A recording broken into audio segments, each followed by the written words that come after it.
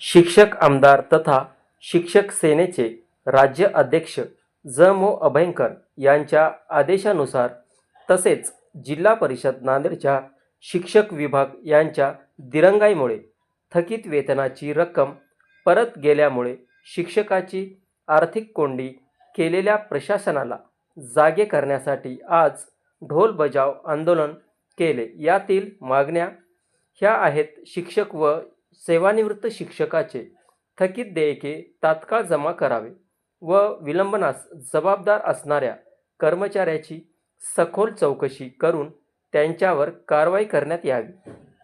अतिरिक्त शिक्षकाचे समायोजन, शिक्षकाचे बंद केलेले वेतन पूर्ववत चालू करणे, परीक्षा काळातील पटपडताळणी रद्द करण्यात यावी। संच मान्यतेमधील त्रुटी प्रस्ताव तातडीने निकाली काढण्यात यावे। शिक्षकाचे मासिक वेतन दर महिन्याच्या 1 तारखेला करण्यात यावे। विना अनुदानित तत्वावरील शाळांचे सोय अर्थसहाय्यता आदेश रद्द करून त्यांना मूल्यांकनाची पुन्हा संधी द्यावी। दुबार पाळीतील रात्रशाळा शिक्षकाचे वेतन वेळेवर करण्यात यावे। प्रलंबित वरिष्ठ वेतन श्रेणी व निवड श्रेणी प्रस्ताव तात्काळ मंजूर करण्यात यावेत।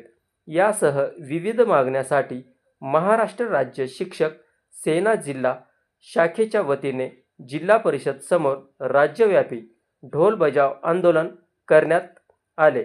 यावेळी जिल्ह्यातील शेकडो शिक्षक सहभागी झाले होते। राज्याध्यक्षता शिक्षक आमदार ज.मो. अभयंकर साहेब यांच्या नेतृत्वाखाली संपूर्ण महाराष्ट्रभर राज्यव्यापी हे आंदोलन आहे। त्यातलाच एक भाग म्हणून आम्ही आज महाराष्ट्र राज्य शिक्षक सेना जिल्हा शाखा नांदेडच्या वतीनं जिल्हा परिषद कार्यालय हे आंदोलन करत आहोत। यातली सर्वात महत्त्वाची आमची इथली जी मागणी आहे की आमच्या शिक्षक बांधवांचे 14 कोटी रुपये जे परत गेलेत, हे 14 कोटी रुपये का परत गेले याची चौकशी झाली पाहिजे।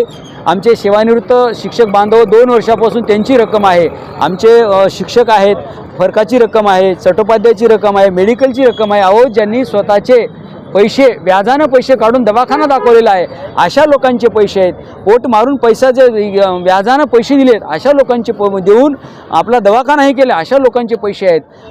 फरकाची रक्कम आहे, एरियसची रक्कम आहे, ह्या सगळ्या रकमा जवळपास 14 कोटी रुपये ही फक्त यांच्या लालचीपोटी म्हणायला कारण नाही का आम्हाला माहीत नाही, परंतु सगळं तयार असताना BO 16 तालुक्यातले BOच्या माध्यमातून इथे आलं असताना आणि 20 दिवस अगोदर पैसे आले असताना सुद्धा हे 16 कोटी रुपये 14 कोटी रुपये वापस जातात। म्हणजे निश्चितच या ठिकाणी काहीतरी घडलेलं आहे।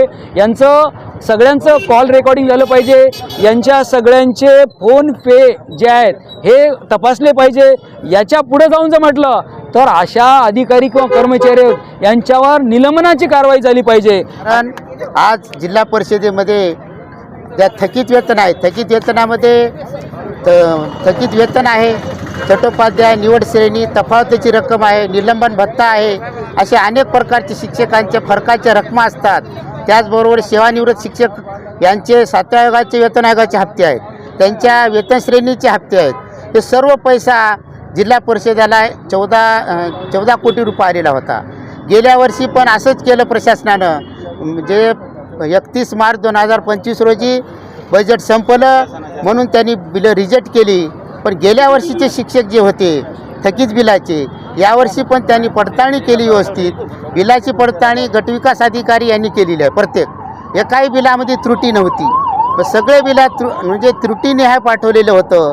मग शिक्षण विभागात आलं, शिक्षण विभागामध्ये आल्यानंतर त्यांनी फक्त काय वाट पाहत होते, 31 तारखे रोजीच का त्यांनी बिल ट्रेझरीला पाठवलेले आहेत। या बाबतीमध्ये चौकशी झाली पाहिजे, कारण 16 तालुक्यामधून 3 तालुक्याचे पैसे शिक्षकांच्या खात्यात जमा झाले आहेत, त्या पण परिपूर्ण झालेल्या नाहीत। म्हणजे हे काय खेळ चालू आहे, हा कोणता प्रकार म्हणावा? तुम्ही कशासाठी हे पैसा जमा केला नाही? कारण तुम्ही कशाची वाट पाहत होता? काय कारण होतं? कारण 31 तारखेला 11 वाजता 11:30 वाजता म्हणजे एवढा वेळ तुम्ही काय केलात? कारण तुमच्याकडे कोण येत होतं? तर या बाबतीमध्ये यांची कॉल रेकॉर्डिंग, यांनी जे कुणाकुणाला फोन केलेत किंवा गुगल पे असेल, फोन पे असेल, त्यांचे मित्र असतील, पाहुणे असतील, त्यांच्यासोबतचे कोणी असतील, ह्याची चौकशी झाली पाहिजे। आणि चौकशी करून शिक्षकांचे आर्थिक पिळून करणारे जे कर्मचारी अधिकारी कोणी असतील यांना निलंबन तात्काळ केलं पाहिजे।